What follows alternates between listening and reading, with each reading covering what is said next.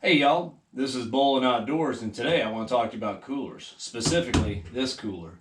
So this is a Lifetime high performance cooler, 55 quart, and this is just Lifetime's version of a sturdy roto-molded cooler. I actually have two of these. A few years back, I needed a large cooler, two coolers about this size.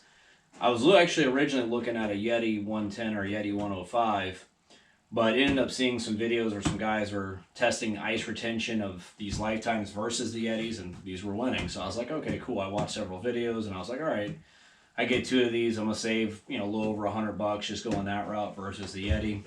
I think I'm gonna buy this. So I did. I bought two of them, as I said, to make up for the 110.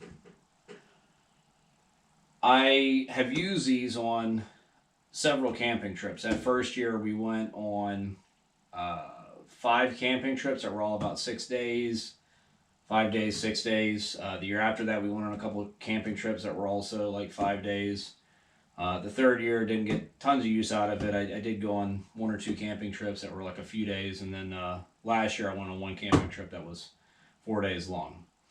So, what has my experience been with this? Is this as good as a Yeti? Quick answer is no, and let me explain why. So the first year I had both of them, very happy, very satisfied, no complaints.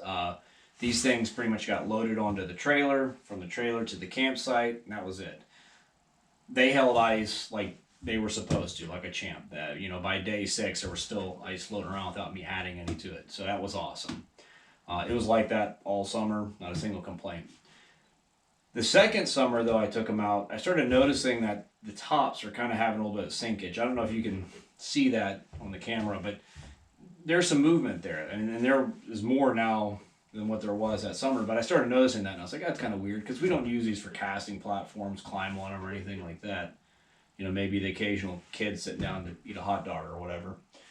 But didn't really get heavily used, but I'm starting to notice that. Year three, there's more sinking, and I'm starting to notice that this front is starting to bow just a little bit. I'm like, okay, that's a little odd. And then year four, which was last summer, this started happening, which I'm not particularly thrilled about because this renders this cooler pretty much useless. It's not going to seal properly. It's not going to hold ice for several days. The other cooler, I was looking at it, and it's getting pretty close. And I think it's because of this bowing, because it's definitely getting worse. Which, in my opinion, I think the foam or structural integrity is starting to break down, which is why that's happening.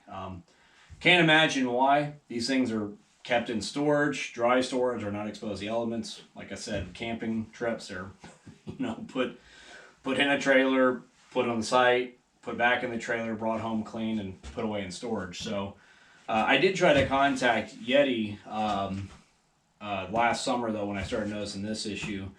And I filled out like their messaging thing on their website, or not Yeti, I'm sorry, Lifetime. I did fill out their messenger thing on their website. I filled out their warranty claim sheet.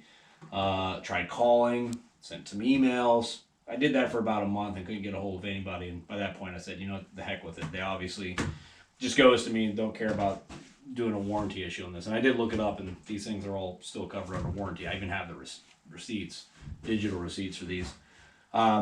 So going back to that question, is Lifetime as good as Yeti? And my answer is no, absolutely not. And I know this because I do also own a Yeti. I've actually owned that one for about 6 years, so longer than these two. And that one probably has 10 times the use as these. These have only been used in the camping trips, that's it.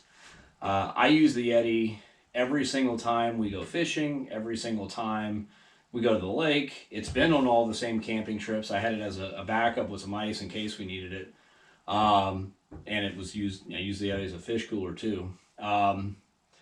But yeah, I mean, it's been used a whole lot. When I was finishing a room in the basement, I didn't have a step stool with me, so I just used the Yeti. It was there, so I used that as a step stool for almost 2 months. I was up and down on that thing. I had a big nail gun on me, tool belt. I was, moving boards. I was hanging drywall, did everything.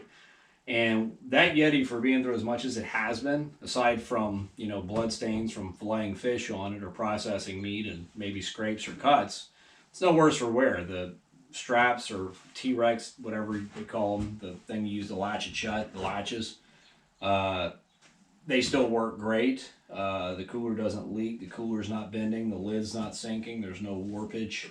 Still in great shape. I really wish I would have just spent the extra money and got that up front, because I would probably still have no problems if I would have just got the 110. Now, for some people out there, you may not need a rotomolded cooler, right? I need it because, again, I need ice retention, and to this day, I'm still going on a couple trips this summer, but I need ice retention for at least several days. There is raw meat being put in these things. Sometimes I'm processing fish that's going in these things, processing potentially venison that's going in these, squirrel, whatever. So it's very important that they're able to hold ice for an extended period in the summer.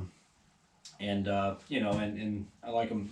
Like it to be tough, right? I don't want to have to baby the thing, which these have been for the most part babied, and really dissatisfied with the results from it. But hey, if you've had a similar experience, please feel free to comment below. If you've got any questions about these or the Yeti, feel free to comment. I'd be happy to answer any questions I can.